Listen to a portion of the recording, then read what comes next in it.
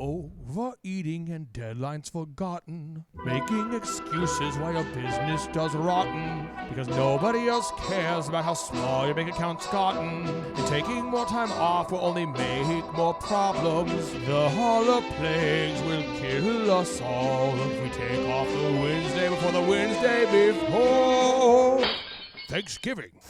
Although it's not legal to text and drive, to our knowledge, there are no laws against broadcasting while driving. Here's yet another edition of the Hummer of Love. Stay on the road, buddy! On the Thrive Time Show.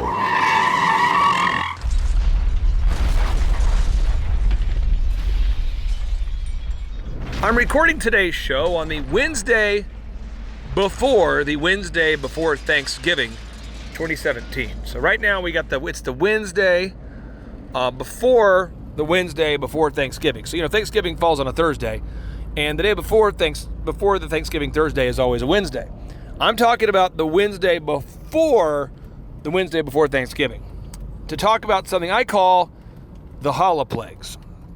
Now, the Holiplagues are a time of the year where small business owners start acting like employees and start having financial problems as their income goes down while their life spending habits go up. You see, the rest of the world who are employees, they typically spend more money during the holidays. They buy Christmas gifts and food for Thanksgiving. They travel, that kind of thing.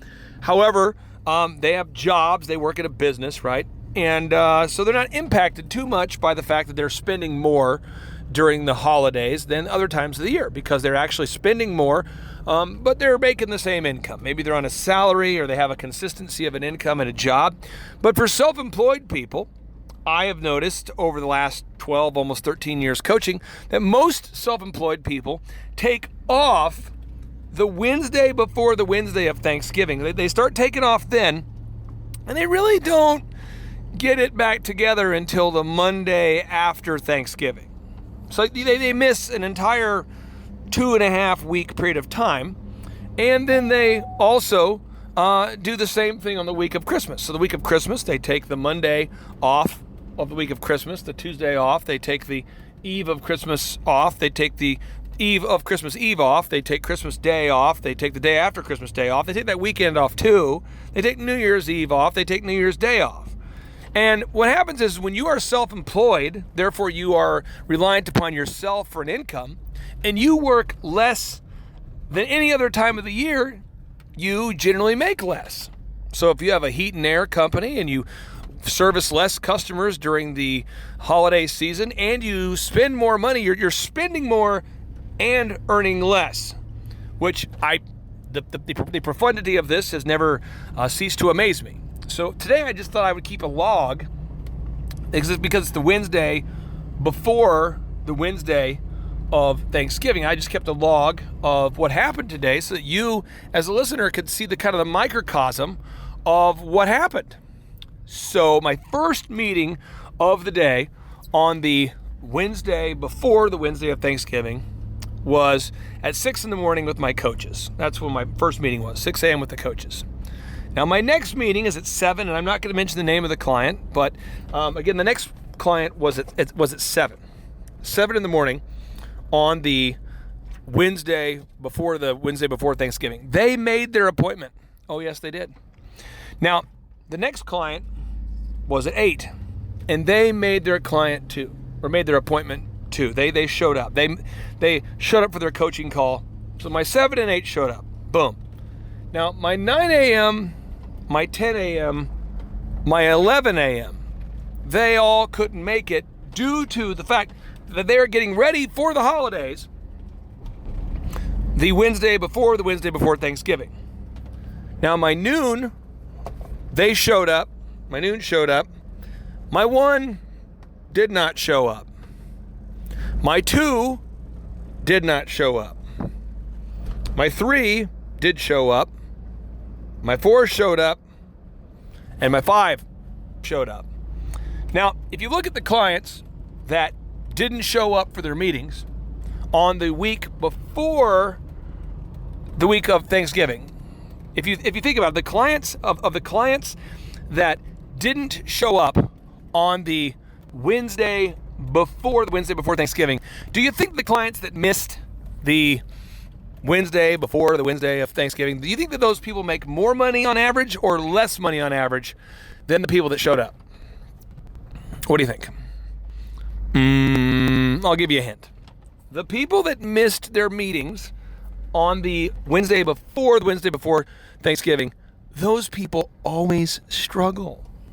They're always struggling. They can't start their meetings on time. They can't seem to call their leads. They can't seem to call their clients back. They can't seem to gather Google reviews. They can't seem to ever get anything done. They can't seem to do the group interview. They're busy. They can't seem to. And there's like fundamental things you have to do to grow a successful company. So step one, every week you've got to maintain consistent marketing activities. And the people that missed the meeting, the Wednesday before the Wednesday of Thanksgiving, these are the people that can't seem to do it. They can't seem to do their Dream 100. They just can't seem to do the Dream 100 marketing. They can never quite find the time to call their leads. They just can't do it. They can't quite start their staff meetings on time. They're always having tax problems. And it's because that is how they live their life. They live their life that way, where it's like, oh my gosh, the Wednesday before the Wednesday of Thanksgiving, I'm going to revert into employee mode and I'm going to not show up. Because I'm self-employed, I can impose self-poverty on myself. This is the phenomenon known as the Holiplagues that I talk about each and every year. It's bizarre why you would be self-employed and increase your spending while decreasing your income for an entire month of the year. It makes zero sense. Now, big businesses, they make a killing during the holidays.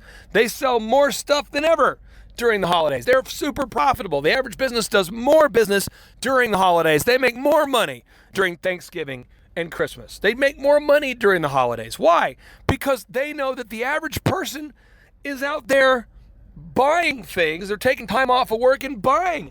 And so in order to sell them something, they have to be there. But the vast majority of small business owners don't get this idea. They want to take off too. They say the whole world's taking off during the holidays. I want to participate in that too. I want to take the time off. And then they're shocked when they're financially struggling. The whole world is out buying. The average consumer is out buying things right now, which means your business needs to be in business. You need to be open. And I always like to release this show, a couple years after the actual date so people can't guess what clients I'm talking about. I'm just trying to give you real specific examples. And we live in such a, easy to offend world that I wanted to, record this thing, kind of like a time capsule from 2017 here. And then I'd be able to air this at a later date so we could all benefit from it. But I want to give you some stats real quick. In America today, according to our Census Bureau, there are 330 million Americans right now. 330 million Americans. Now, if there's 330 million Americans, how many Americans do you think every year say that they are self-employed? They check the little box on their taxes where they say, yep, I'm self-employed. I'm a sole proprietor, or I'm a LLC or a S-Corp. What percentage of people are choosing to designate themselves as being self-employed or the owners of a company? Time's up. 16 million.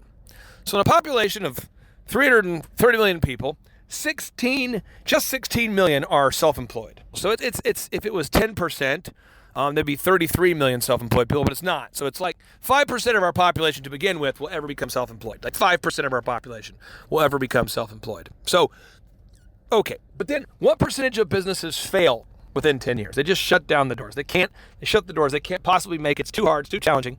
What percentage of businesses fail within those first 10 years? What do you think? 96%. 96% of businesses fail, my friends.